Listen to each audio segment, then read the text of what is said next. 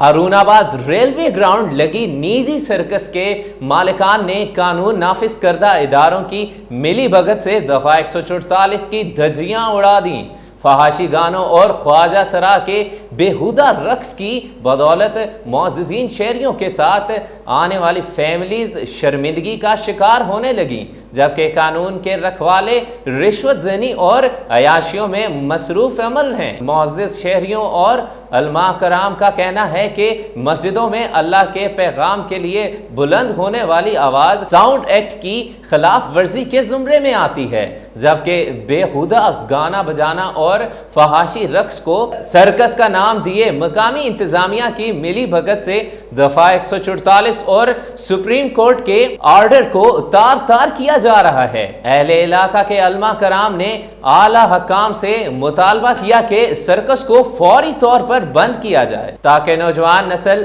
تباہی کی راہ پر گامزن ہونے سے بچ سکے۔